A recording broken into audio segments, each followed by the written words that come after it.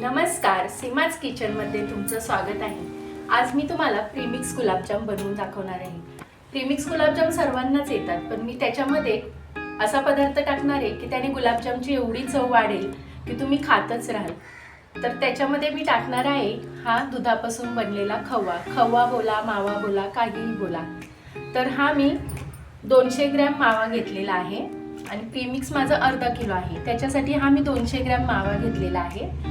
तर हा मावा आहे ना, मी आता याचं छोट्या खिसणीवर खिसून घेणार आहे। मावा खिसल्यामुळे आहे ना पीठ व्यवस्थित मळलं जातं, म्हणून असा मावा खिसून घ्यायचा।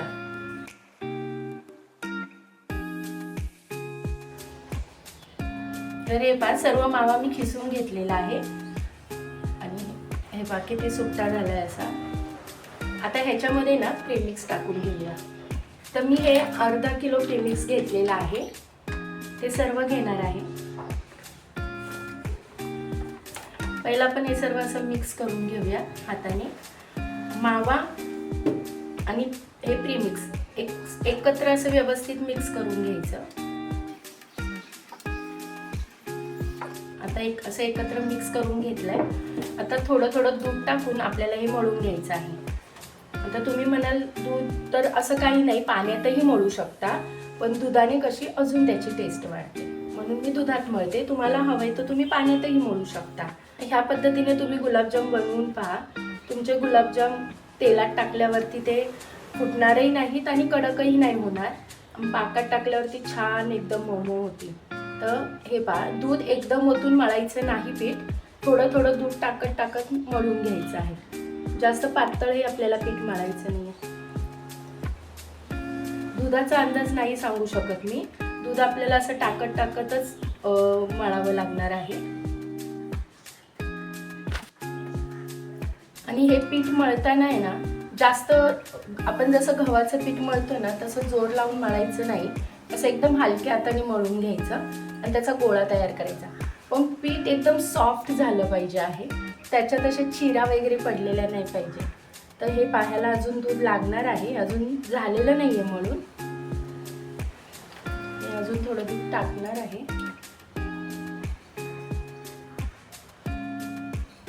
तर हे पहा, माझा असा मला 1 कप दूध लागलेला आहे माझ्या अर्धा किलो प्रीमिक्सला।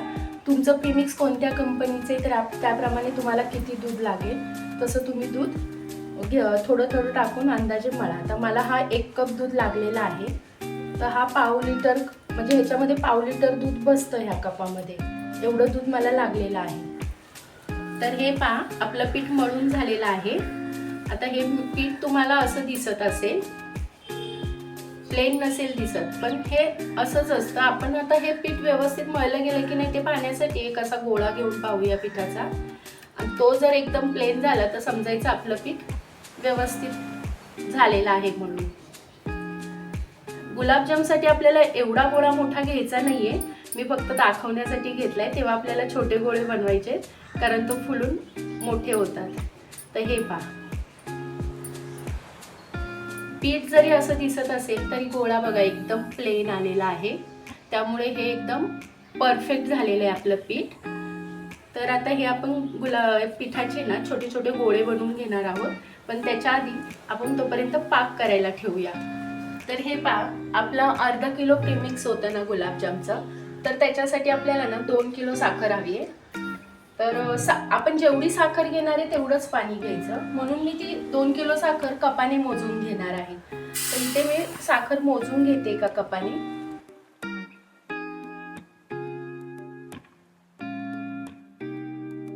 तर आपल्याला पाणी मोजून घ्यायचं होतं ना, म्हणून मी ह्या कपाने 2 किलो साखर मोजून घेतली, तर माझी 4 कप साखर भरलेली आहे। तर आता ह्याच कपाने मी 4 कप पाणी घेते।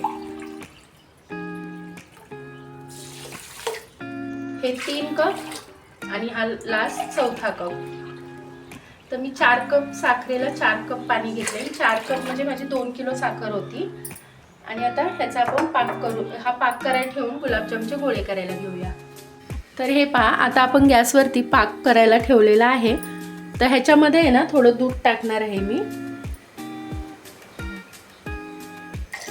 बस, आणि एक अर्धा लिंबू पिळून घेणार आहे। ह्याच्यामुळे काय होतं सर, साखर आपली घाण असेल ना तर ते सगळी घाण वर निघून येते.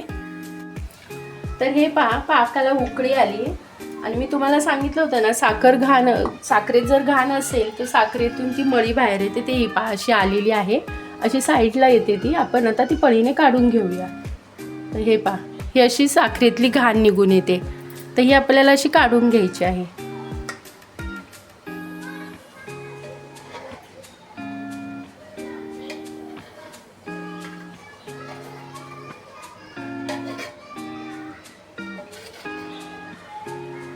आणि पाकाला तर छान उकळी आली आहे, पण अजून एक आपण 5 मिनटं त्याला छान शिजवून घेणार आहे. तर एक अजून 5 मिनटं मी असंच ठेवणार आहे.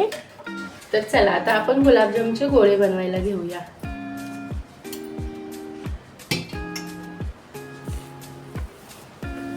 पीठ पण छान अजून सॉफ्ट झाले, भिजलं गेलं ते चांगलं. आता गोळे जास्त मोठे नाही बनवायचे, छोटेच बनवायचे, कारण ते फुलतं. एकदम प्लेन गोळा झालेला आहे, कुठेही क्रॅक नाहीये, काही नाही, छान गोळा झालेला आहे. तर असे आपल्याला ह्या साईजचे गोळे बनवून घ्यायचे आहेत.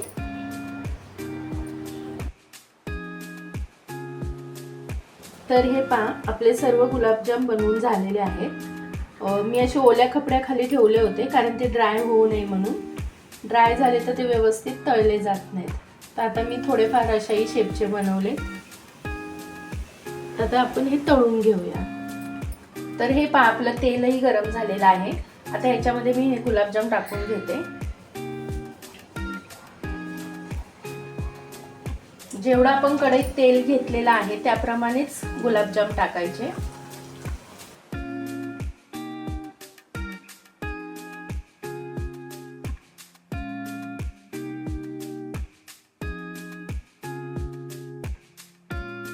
हे पहा, तेलातच टाकल्या ते किती छान फुगले. आपण बनवलेला गोळा गुलाबजामचा हा पहा, हा होता.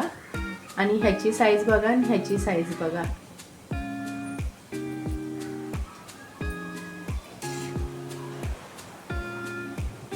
आणि हे आपल्याला स्लो गॅसवरच तळून घ्यायचे आहेत.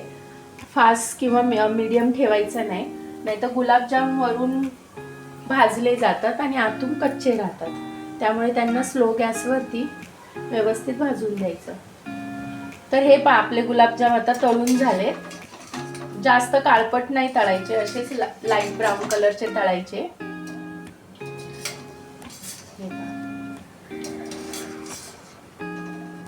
गुलाबजाम तळायला तेल जास्त लागत नाही. तुम्हाला तुपात तळायचे असतील तर तुम्ही तुपातही तळू शकता.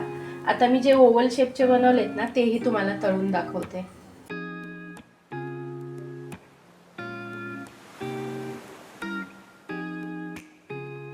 हे पहा, ते आता आपोआप वरती येत आहे.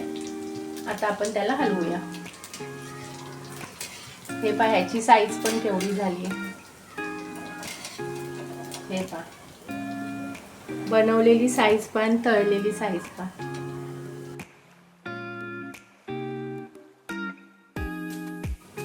तर हे पहा, हे पण गुलाबजाम आपले तळून झालेत. हे पण मी काढून घेते.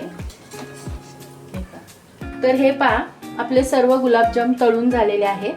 आणि हे अर्धा किलोच्या प्रीमिक्समध्ये एकूण 100 गुलाबजाम झालेले आहेत. आता हे आपण पाकात टाकून घेऊया.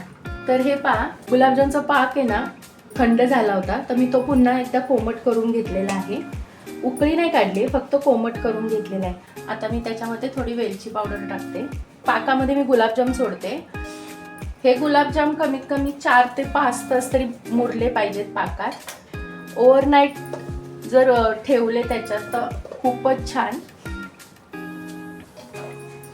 आता हे सगळे गुलाबजाम पाकात घालून घेणार आहे आणि 4-5 तासानंतर तुम्हाला दाखवते.